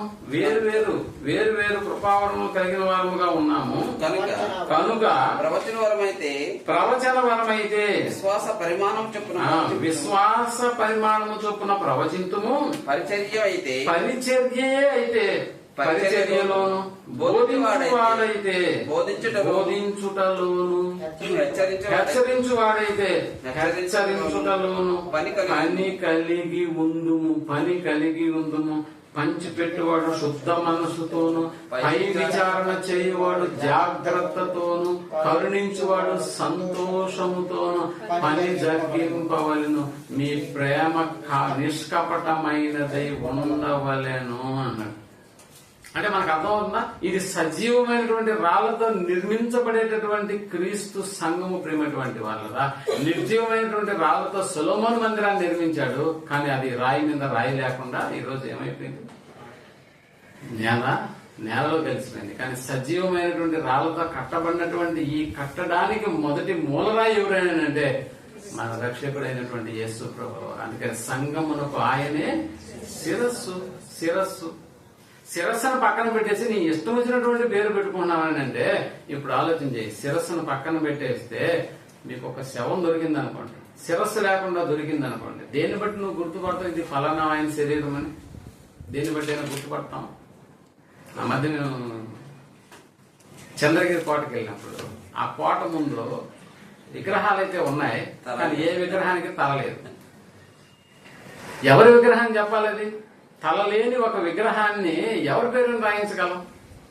ఏమైంది బ్రదర్, తలలు ఇన్ని విగ్రహాలకి తలలు లేవని అడిగితే అక్కడ మాతో పాటు వచ్చిన సోదరుడు చెప్తాడు, అన్న ముస్లిం రాజులు ఆ తర్వాత పరిపాలనలోకి వచ్చిన తర్వాత ఇలా తలలన్నీ కొట్టించారు. తలలు కొట్టేస్తే ఉన్న మొండ్యం ఎవరిదని భావించాలి దాన్ని? స్త్రీ పురుషుడైతే చెప్పగలుగుతావేమో, కానీ మరి పలానా పురుషుడిది పలానా స్త్రీదని ఎలా చెప్పగలుగుతావు? అందుకనే శిరస్సు, సంఘానికి శిరస్సు యేసు ప్రభువు వారి దయ్యి ఉంటేనే ఆ సంఘము ఎదుట అన్నాడు. అందుకని పేతురు గారితో చెప్తూ, మరియు పేతురు ఈ బండ మీద నా సంఘాన్ని కడతాను, దాని ఎదుట ఏమి నిలవంట? పాతాళలోక ద్వారములు దాని ఎదుట నిలవనేరవు అన్నాడు. అంటే పాతాళలోక ద్వారాలు కూడా దేనికి భయపడతాయి ఇప్పుడు తెలుసా? క్రీస్తు భూమి మీద తాను స్థాపించిన, రక్తమిచ్చి స్థాపించినటువంటి మొదటి మూలరాయిగా వేసినటువంటి ఆ రాయి. నిజంగా ఇలా ప్రవక్తలు కూడా దీని గురించి చాలా బాగా ప్రస్తావన చేసినారు. కానీ ఈనాడు క్రీస్తు సంఘం అనేటటువంటిది నాడు సమాజంలోకి వెళ్ళినప్పుడల్లా ఏమైపోయిందని అంటే చాలా చిన్నదిగా అయిపోయింది. ప్రియమైనటువంటి వాళ్ళ చాలా చిన్నదిగా. ఎంత చిన్నదని అంటే పాస్టర్స్ అసోసియేషన్లో మీరు క్రీస్తు సంఘ సభ్యులా అని నన్ను ఏం చేస్తున్నారు, నోరు ఎల్ల పెడుతున్నారు. ఎందుకు? మీ దాంట్లో ఏముండవు తెలుసా? మ్యూజిక్ ఉండదు, అరుపులు ఉండవు, కేకలు ఉండవు, ఓన్లీ సాక్ష్యాలు అంతకంటే ఉండవు. ఏముంటాయి మీ దగ్గర అంటే మా దగ్గర ఏముండదు, క్రీస్తు తప్ప ఇంకెవరు మా దగ్గర ఉండదు. అది అర్థం కాదు వాళ్ళకి. మీ సంఘం ఎలా అంటే జీవం లేని సంఘము అని అంటారు. జీవం లేదంటే, జీవం అంటే ఏం చేయాలి? అందరూ ఊగి డ్రమ్ములు కొట్టుకొని అక్కడ దొల్లాడి అక్కడ పడిపోయి. ఆ మధ్య ఒక సహోదరుడు వాట్సాప్ లో పెట్టాడు, ఒక పాస్టర్ నీళ్లు తెలిసి అందరూ ఏమైపోతున్నారు, పడిపోతా ఉన్నారు. మామూలుగా పడిపోవటం కాదు, గిసగిస కొట్టుకొని పడిపోతున్నారు. అది సంఘం అంటే. అది సంఘం అంటే అది లోకంలో ఉన్నటువంటి సంఘం. కానీ క్రీస్తు స్థాపించినటువంటి సంఘము అలాంటిది కాదు. ప్రియమైనటువంటి వాళ్ళ తన స్వరక్తం ఇచ్చి సంపాదించినటువంటి సంఘంలో ఈనాడు దేవుడు నిన్ను ఆశీర్వదిస్తున్నాడు. దేన్ని బట్టి నిన్ను ఆశీర్వదిస్తున్నాడు తెలుసా? నీకు అంతస్తులు ఇచ్చి, నీకేదో కార్లు బంగళాలు ఇచ్చి నిన్ను ఆశీర్వదించట్లేదు. దుష్ట తరంలో నుండి నిన్ను విడిపిస్తున్నాడు. సంఘం అని అంటే ఏంటో మనకు తెలుసు ప్రియమైనటువంటి వాళ్ళు. అందుకని ఈ హిబ్రూ వాళ్ళు దీనికి ఉన్నటువంటి పేరు ఎక్లీషియా, అంటే పిలువబడినటువంటి వారు అనేటటువంటి పదం. ఎక్కడి నుంచి పిలువబడ్డ? ఎక్కడో ఉంటే నిన్ను పిలుచుకున్నాడు, ఎక్కడో ఉంటే నిన్ను పిలుచుకున్నాడు. ఎక్కడున్నావు నువ్వు? చీకట్లో ఉన్నావు, లోకంలో ఉన్నావు, సాతాను అధికారంలో ఉన్నావు. అలాంటి నిన్ను ఏం చేశాడు యేసుప్రభుల వారు? ఇదిగో పిలుచుకున్నాడు, పిలువబడిన వారు అనేటటువంటి పదం. కాబట్టి అలాంటి పిలువబడినటువంటి వారమైనటువంటి మనము క్రీస్తు సంఘంలో ఉండి ఆశీర్వదించబడినటువంటి వారి లెక్కలో మనము ఉండబోతున్నాం ప్రియమైనటువంటి వాళ్ళు. ఇలాంటి క్రీస్తు యొక్క స్థానిక శరీరం అంటే శిరస్సు, ఆయన కలిగినటువంటి శిరస్సుగా ఆయనకున్నటువంటి ఆ దేహంలో ప్రతి అవయవాలుగా ఉన్నటువంటి మన బ్రతుకులు ఎలా ఉండబోతున్నాయనంటే, ఇదిగో ఒకవేళ ఇందులో ఉండి నువ్వు మరణిస్తే ఆ మరణించినప్పుడు ఎక్కడికి వెళ్ళిపోతామని అనుకున్నాం మనం? పాతాళానికి వెళ్ళిపోతాము. పాతాళంలో కూడా ఎక్కడికి వెళ్ళిపోతామని అంటే, ఇదిగో నెమ్మది లేని ప్రదేశం ఉంది, నెమ్మది కలిగిన ప్రదేశం ఉంది. క్రీస్తు సంఘములో అనగా క్రీస్తు యొక్క శరీరములో అవయవంగా ఉన్నటువంటి నువ్వు కూడా ఎక్కడ ఉండబోతున్నావు అని అంటే, క్రీస్తు ఎక్కడుంటే అక్కడ. మనకు తెలుసు కదా, యేసుప్రభువు వారు మరణించి ఇదిగో దొంగతో మాట్లాడి నేడు నీవు నాతో కూడా ఎక్కడ ఉంటామన్నాడు? పరదేశిలో ఉంటామన్నాడు. పరదేశం అంటే నెమ్మది కలిగిన ప్రదేశంలో ఉంటావు. ఇప్పుడు క్రీస్తు యేసులోనికి నువ్వు ఆయన యొక్క శరీరంలో నువ్వు ఒక భాగంగా ఉన్నావని అంటే, ఇప్పుడు ఇందులో మరణిస్తే నువ్వు కూడా ఎక్కడ ఉంటావు? నేడు నీవు పరదేశిలో ఉండు అనేటటువంటి మాట. ఆ తర్వాత పరలోకానికి వెళ్ళాడన్న సంగతి మనకు తెలుసు. యేసుప్రభుల వారు పరలోకానికి వెళ్ళాడన్న సంగతి అంటే పరదేశికే తనతో పాటు సిలువ వేయబడినటువంటి దొంగనే తీసుకెళ్లినటువంటి యేసుప్రభుల వారు ఇప్పుడు తనలో దేహంలో ఒక అవయవాలుగా ఉన్నటువంటి మనలందరినీ ఆయన నెమ్మది లేని ప్రదేశానికి విడిచిపెడతారనుకుంటున్నారా? కాదు ప్రియమైనటువంటి వారు. ఇవన్నీ మనకు అర్థం అవ్వాలంటే చచ్చిపోతే గానీ మనకు అర్థం కాదు. నిజంగా చచ్చిపోతే కానీ ఇలాంటి ఫీలింగ్ రాదు. బతికున్నప్పుడు ఆ పేర్లో ఏముందిలే అని అనుకుంటావా? పేర్లో ఏముందలే కదా, బోర్డులో ఏముందలే కదా అనుకో, ఇబ్బంది లేదు. బట్ మరణించిన తర్వాత మరొక ఛాన్స్ ఉందా? మరొక ఛాన్స్ లేదు ప్రియమైనటువంటి వాళ్ళు. ఆ ఉన్నదేదో ఓ బెస్ట్, దేవుడు చూపిస్తున్నటువంటి బెస్ట్, మనం కూడా అందులోనే ఉండి ఎలాగో చచ్చిపోతాం అందరం. చనిపోయిన తర్వాత అయ్యో ఆ రోజు మీరు చెప్పినారు అయినా కూడా వీలు కాలేదంటే మరొక ఛాన్స్ ఉందంటారా? మరొక ఛాన్స్ లేని బతుకుతున్నాం. ఇదిగో ప్రతి దానికి లేఖనాలు మనకు ఆధారం అవుతున్నాయి ప్రియమైనటువంటి వారు. ఇలాంటి ఆధారమైనటువంటి ఈ లేఖనాలను తృణీకరించడం ఎందుకు? ఉన్న వాటితో మనం సర్దుకుని వెళ్ళాలి కదా. ఉన్నటువంటి వాక్యాన్ని మనం సరిచూసుకొని ఇదిగో పలాంది రైట్ పలాంది రాంగ్ అని ఇదిగో ఈ మాటలు బట్టి మాకు అర్థమవుతుంది అన్న సంగతిని చూసుకున్న నువ్వు మార్పు చెందుతూ ముందుకు దూసుకెళ్లిపోవాలి తప్ప అక్కడే పడిపోయి అక్కడే ఉండిపోయి ఆ తర్వాత నెమ్మది లేని ప్రదేశానికి వెళ్ళిపోవడం ఎందుకు మనకు అవసరం? కాదు ప్రియమైనటువంటి వారు. ఆయన స్వరక్తం ఇచ్చి సంపాదించినటువంటి సంఘం ఎంత గొప్పది, దానికి అన్నిటికీ నాశనం ఉండదు అని దేవుడే పలికించాడు, ప్రవక్తల ద్వారా పలికించాడు. యేసుప్రభుల వారే చెప్తున్నాడు స్వయాన, నేను శిరస్సు, మీరందరూ నా శరీర అవయవాలు. అందుకని ఈ సంఘం యొక్క క్షేమాభివృద్ధి ఎలా ఉండాలని అందుకని అందరినీ పని అప్పచెప్పేశాడు. అందరికి సువార్థికులుగా, బోధకులుగా, పరిచారకులుగా, ప్రవచించేటటువంటి వాళ్ళుగా ఏం చేయాలి మీరు అందరూ అంటే, ఇదిగో పరిచర్య ధర్మం జరిగించాలి. వెళ్ళండి, అనేక ప్రాంతాలకు వెళ్ళండి, వాక్యాన్ని బోధించండి, చెప్పండి, ఇదిగో ఇందులోకి తీసుకొని వచ్చి నిలబెట్టండి. ఎంతకంటే మించినటువంటి మరొక పరిచర్య ఏదైనా ఉందా? నేను చెప్పాను కదా, గత వారంలో ఒక రిప్రజెంటేటివ్ ఒక కంపెనీ తరఫున పనిచేస్తూ 6 నెలల నుంచి తిరుగుతున్నానన్న ఈ రోజు రాశాడు డాక్టర్ గారు అని చెప్పి ఆ ప్రిస్క్రిప్షన్ ఏం చేశానంటే ఫోటో తీసుకుని తన యజమానికి పంపించారు. ఎంత ఆనందం! 6 నెలల తర్వాత తన ప్రోడక్ట్ ఒక డాక్టర్ రాశాడని అంటే అంత ఆనందపడినటువంటి వాడు నిజంగా ఆత్మ సంబంధమైనటువంటి విషయాల్లో ఎందుకు తక్కువ చూపు? ఏముందిలే ఎన్నో సంఘాలు లేవా అని మీరు అనుకోవచ్చు. మనకంటే చాలా పెద్ద సంఘాలు అయి ఉండొచ్చు, బిల్డింగ్లు కూడా పెద్దవై ఉండొచ్చు.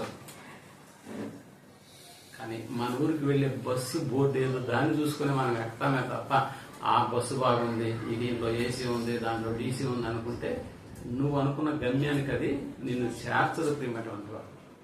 కాబట్టి చక్కటి నిర్ణయాలు తీసుకోండి. యేసు ప్రభుల వారు స్థాపించినటువంటి క్రీస్తు సంఘములలోకెల్లా ఇలా ఒక సొంత ప్రాధాన్యతను కలిగినటువంటి సంఘముగా నేను మనం మంచి నిర్ణయాలు తీసుకోవాలని కోరుకుంటూ ఈ మాటలు ముగిస్తూ ప్రార్థన చేసుకున్నాం. దయగలిగిన మా కన్న తండ్రి, మీ కుమారుని యొక్క ఆయన చిందించినటువంటి రక్తం, ఆయనే మొట్టమొదటి మూలరాయి అయినటువంటి ఆ యొక్క స్థానిక సంఘంలో మేము సభ్యులుగా, ఆయన శరీరంలో మేము అవయవాలుగా ఉన్నటువంటి ఆ యొక్క ప్రాధాన్యత మీరు మాకు అనుగ్రహించారు. నా లోకంలో ముఖ్యంగా క్రైస్తవ సమాజంలో అనేక సంఘాలు ఈనాడు ప్రపంచవ్యాప్తంగా ఉన్నాయి. మీ కుమారుని ఈ లోకానికి పంపించారు. ఆయన తన స్వరక్తం ఇచ్చి సంపాదించినటువంటి మనుషులు సజీవమైనటువంటి రాళ్లగా ఓ గొప్ప మందిర నిర్మాణానికి ఆయన పునాది వేశారు. ఆయన సొలొమోను గారు కూడా మందిరాన్ని కట్టించాడు, కానీ తన రక్తం ఇవ్వలేదు, తన శరీరాన్ని నిలబొట్టుకోలేదు. కానీ మా రక్షకుడైనటువంటి యేసు ప్రభువు వారు ఆయన చేసినటువంటి ఘనతను మీరు మెచ్చుకున్నారు. నా చిత్తాన్ని నెరవేర్చుకోవడానికి ఈ లోకంలోకి రాలేదు, నా తండ్రి చిత్తాన్ని నెరవేర్చుకోవడానికే ఈ లోకంలోకి నేను పంపబడ్డాను అన్న సంగతి ఆయన మాటల్లో మేము విన్నాం. ఆయన స్వరక్తం ఇచ్చి సంపాదించినటువంటి సంఘం మమ్మల్ని సజీవులుగా ఉంచారు. సజీవమైన రాళ్లగా ఈ మందిర నిర్మాణానికి ప్రతి ఒక్కరిని దోహదం పరిచేటటువంటి ఆ విధానాలు మాకు అనుగ్రహించారు. అందుని బట్టి మీ కృతజ్ఞతలు చెల్లిస్తూ ఉన్నాం. మీ కృపలో మేమందరం మీ కుమారుని గురించినటువంటి ఆయన ఏక భావాన్ని, ఏక మనస్సును మేమందరం కలిగి ఉండి అనేది యొక్క సంఘ పరిపాలనలో ఈ సంఘ అనేకులు ఈ మార్గంలోకి వచ్చేలాగా మా వంతు ప్రయత్నాలు మేము చేసి ఈ తరం వారికి మా వంతు సేవ మేము చేసి ముగించే భాగ్యాన్ని మాకు దయచేయమని కోరుకుంటూ ఈ ప్రార్థనను మా రక్షకుడును మీ ప్రియకుమారైనటువంటి యేసు ప్రభువు వారి నామములో ప్రార్థించి అడిగి వేడుకొనుచున్నాం తండ్రి.